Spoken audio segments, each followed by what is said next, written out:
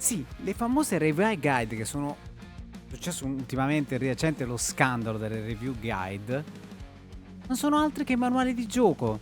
Cioè, a noi recensori, a noi content creator, per poter giocare al meglio il gioco, ci danno le guide, che non sono guide, sono manuali di gioco. Nota bene, non sto parlando delle linee guida che vengono date dal publisher, di cosa parlare e di cosa non parlare in sede di recensione. Quello è un altro discorso.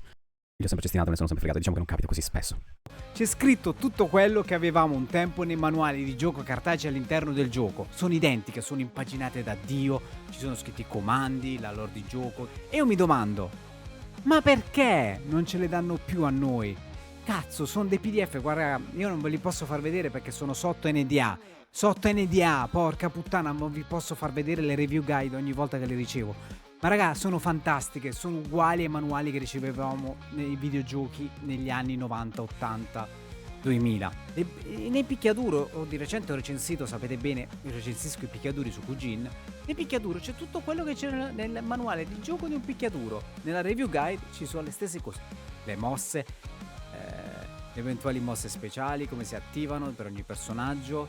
C'è la biografia, i dati personali, il personaggio, l'altezza, il peso. PS, voi obietterete che le guide all'interno del gioco esistono. Sì, ma io le trovo alquanto scomode e soprattutto non sono così esaustive come erano quelle cartacee una volta. Ed è soprattutto una cosa scomoda dover mettere in pausa il gioco quando si potrebbe avere tra le mani un foglio di un PDF stampato e leggerlo mentre stai giocando. Tutte informazioni che sono utili al fine mio per fare la recensione, per portarvi a voi il contenuto, la notizia. Cioè, in pratica, sti figli di puttana, dei sviluppatori di videogiochi, hanno demandato la creazione dei contenuti, delle informazioni del gioco ai content creator, che vi fanno quei, magari quando vedete, vi esploderà la testa, ma quando vedete quei cozzi di content creator che vi danno la curiosità, le 10 curiosità su questo gioco, oppure vi dicono ho notato questa cosa che fa parte di questa cosa, voi ci avevate fatto caso? Ebbene sì, l'hanno letto nella review guide, che erano le stesse cose che noi leggevamo all'epoca nei manuali di gioco. Se noi sapevamo molte cose sui videogiochi dell'epoca, sapevamo che per esempio Forest Law in Tekken 3 è il figlio di Marshall Law, nessuno ce lo diceva all'interno del gioco, ma era scritto nel manuale di gioco. Ora questa informazione ce l'hanno le review guide e ce l'hanno i vostri content creator che vi fanno quelle guide di curiosità, ma perché le ricevono dalla stampa per il proprio gioco. Ed è inquietante sta cosa, che noi videogiocatori non possiamo avere più i manuali di gioco, ma li danno solo all'oligarchia di content creator e giornalisti. Non ha senso il manuale di gioco in mano solo a loro, e soprattutto che noi ci dobbiamo informare, dobbiamo usare i loro fottuti siti o il loro video per sapere queste informazioni che dovrebbero essere pubbliche.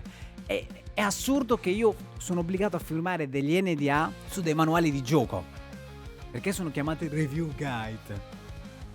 Poi ci sono casi emblematici come quello che hanno fatto notare Mara Sanvitale e Luca Wright su Shadow of the Earth 3. Io là mi sono espresso in passato come non è niente di grave, perché quelle là sono per esempio le guide tattiche. Quelle là non sono altro che le guide strategiche, come questa qua che ho di Vagrant Story. Quindi sì, ai content creator danno anche le guide strategiche, con tutte tipo le informazioni, le vecchie soluzioni o guide strategiche vengono date sotto forma di review guide. E io dico, perché pezzi di merda di sviluppatori di videogiochi non li date anche a noi? Non fate un DLC a pagamento? Io queste robe, che vi costa di mettere magari su Steam come PDF scaricabili anche per noi? Perché le date solo ai content creator? E io le ho ricevute anche le guide strategiche. Ci sono alcuni giochi, di quelli tipo roguelike, dei giochi dove nel gioco non viene suggerito come fare, devi capire dopo varie prove, devi capire come strutturare il gioco, la miglior build. Ti raccontano anche le build migliori o la strategia migliore per eseguire il gioco. Poi in alcuni casi è scritto per non sollevare i bug, ti dicono come muoverti per non sollevare i bug, dicendo che sappiamo che lì c'è il bug e verrà corretto. Poi lì a discrezione del recensore, io lo dico sempre, qui c'è il bug, l'ho trovato. Probabilmente se non me lo scrivevano nella review guide io non lo sgamavo quel bug, però visto che me lo dicono io lo dico al mio pubblico che c'è quel bug. è che l'autore sta sostenendo che lo avrebbe risolto, lo potrebbe risolvere, però non metto mai le mani sul fuoco come fanno molti altri. Però togliendo e sto divagando, cavolo, quelle sono delle guide strategiche, ci danno anche le guide strategiche a noi content creator e io non capisco perché poi non si vendono, perché alcuni giochi di questi qua che ho citato, roguelike, io se volessi comprare una guida strategica non esiste perché nessuno l'ha prodotta, perché magari è un gioco così di nicchia che a nessuno frega un cazzo della guida strategica, però mettetela, a sto punto me l'avete creato quel PDF, per me, recensore, lasciatelo sotto NDA fino all'embargo e poi pubblicatela, cazzo, pubblicatela a pagamento, la guida strategica a pagamento come DLC nello store Steam, nello store qualsiasi dovunque si può scaricare, perché ormai con le app anche di Xbox, Switch e PlayStation lo puoi scaricare anche sul cellulare, la guida strategica in PDF. E i manuali di gioco metteteli di default, così non stampate la carta, vaffanculo, però ce li dovete dare. Io voglio le review guide per pubblico, cazzo. Non ha senso darlo solo ai recensori, così le guide strategiche. Non ha senso che i recensori abbiano le guide strategiche come risolvere il gioco e il pubblico no. E questo qua, le review guide, ovviamente fa parte di una cosa più grossa chiamata press kit. Questi pacchetti contengono non solo le tradizionali informazioni aziendali, ma spesso includono guide dettagliate, materiali strategici e risorse che un tempo erano accessibili a tutti. Cioè i press kit, anche lì i wallpaper, tutte le cose che ci danno, i b-roll, erano cose che noi, chi se lo ricorda, le avevamo! Negli anni 90-2000 li avevamo tutti da gratis. Addirittura avevamo pure i poster nei videogiochi all'epoca, ora pure quelli sono scomparsi. Al di là dei giocattolini che vengono dati per imbonearsi la recensione ai recensori, ma quello è un altro discorso, però... Quindi io, se esistono ancora queste review guide, questi manuali di gioco sotto forma di review guide, vuol dire che servono, non è solo una cosa da boomer che lo vogliamo, c'è bisogno. Sviluppatori, c'è bisogno, se siete costretti a mandare ai recensori le review guide, i manuali di gioco, vuol dire che c'è bisogno, quindi ne ha bisogno anche il pubblico.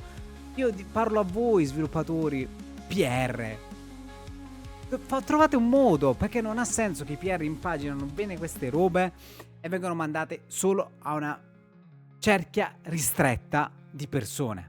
Quello che un tempo era il diritto del consumatore, avere istruzioni complete del gioco acquistato, dell'oggetto acquistato, oggi è diventato un privilegio della stampa specializzata. E questa è una delle tante ipocrisie che viviamo oggi nel mondo videoludico. Fatemi sapere voi che ne pensate, se volete di nuovo i manuali di gioco e se vi vanno bene i PDF che vengono mandati alla stampa specializzata, perché fidatevi, sono identici ai manuali di gioco che abbiamo perso nel corso del tempo. Fatemelo sapere nei commenti che ne pensate, se volete di nuovo i manuali di gioco e soprattutto se vi vanno bene in formato PDF o rivolete il gran bel vecchio cartaceo. Un saluto e ci becchiamo al prossimo video.